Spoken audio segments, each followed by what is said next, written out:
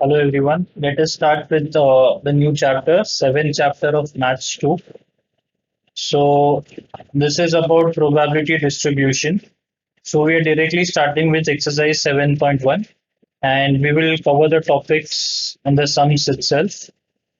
So the first question is, let x represent the difference between the number of heads and number of tails obtained when a coin is tossed six times. What are the possible values of x? तो हमें इसे solve करने को नहीं बोला है, हमें सिर्फ पूछा है कि x के क्या क्या वैल्यूज हो सकते हैं। जहां पे x क्या रिप्रेजेंट कर रहा है, x रिप्रेजेंट कर रहा है the difference between the number of heads and number of tails. तो हम स्टार्ट करते हैं, मान लेते हैं कि 6 बार जब कॉइन टॉस हुआ है तो 6 के 6 हेड आए हैं, तो इसका मतलब 0 टेल आया, तो दोनों के बीच का डिफरेंस कितना होगा, 6 होगा। तो एक एक्स का आंसर 6 हो जाएगा।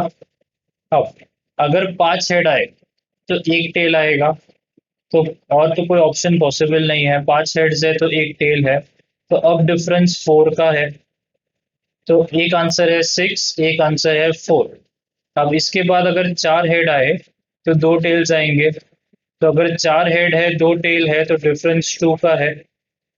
फिर 3 टेल्स है तो 3 हेड आएंगे, तो 3 - 3 0 हो जाएगा। ऐसे ही अगर 2 हेड है तो 4 टेल्स होंगे, तो 2 - 4 -2 होगा।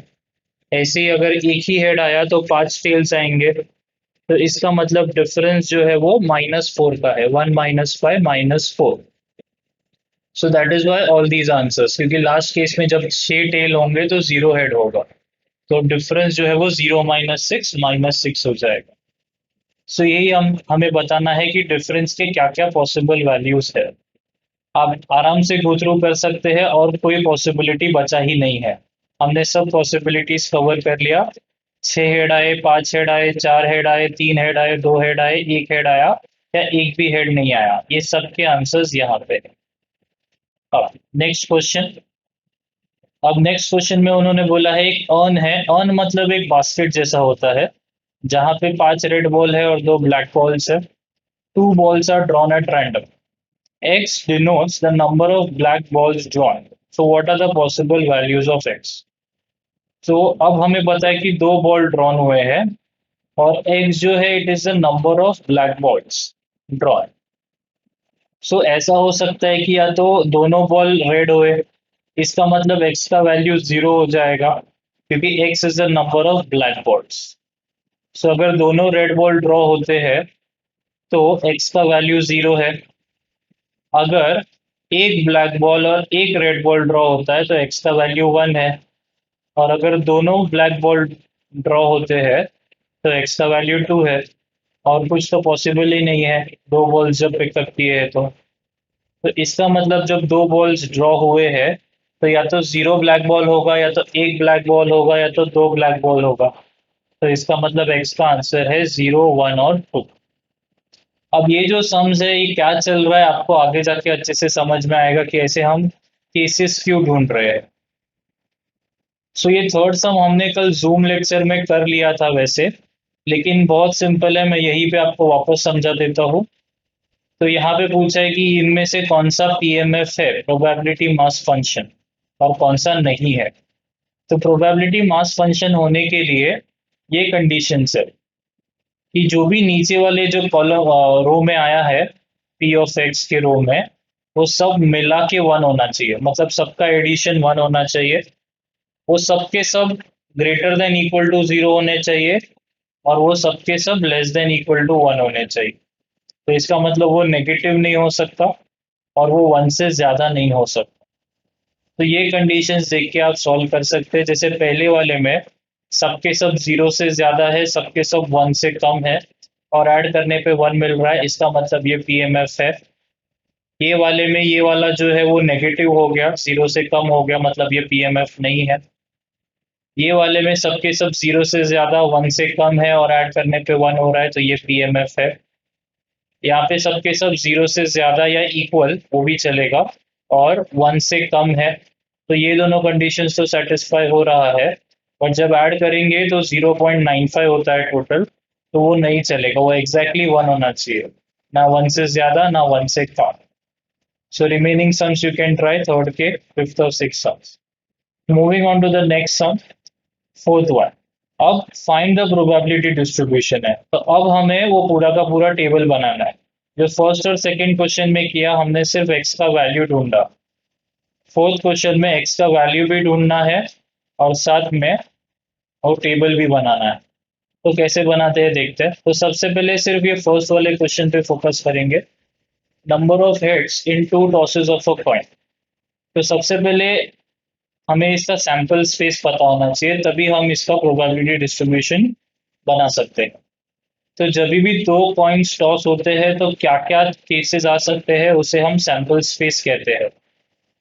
तो जब दो टॉस हुआ है कॉइन का, तो ये चार पॉसिबिलिटी है। या तो दोनों हेड होंगे, या तो पहला हेड दूसरा टेल, या तो पहला टेल दूसरा हेड, या फिर दोनों टेल्स होंगे। तो ये दो कॉइन के लिए तो समझना इजी है, बट जब वो तीन कॉइन चार कॉइन के लिए जाता है तो चीज़ें डिफिकल्ट होने लगती है, क्योंकि या तो हम कोई केस भूल जाएंगे, या तो कोई केस हम रिपीट कर लेंगे। तो ये सब अवॉइड करने के लिए एक सिंपल सा ट्रिक है कॉइन वाले सम के लिए।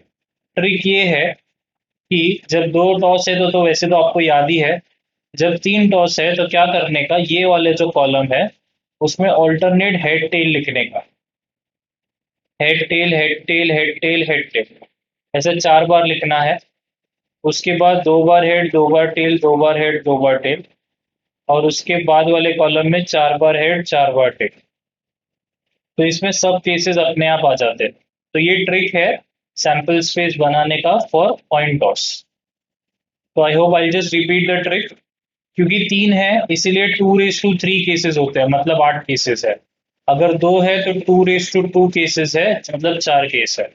अगर चार बार टॉस हुआ है तो 2:4 केस है, मतलब 16 केसेस है। तो 2:n is the formula for total number of cases, where n is the number of times the coin is tossed.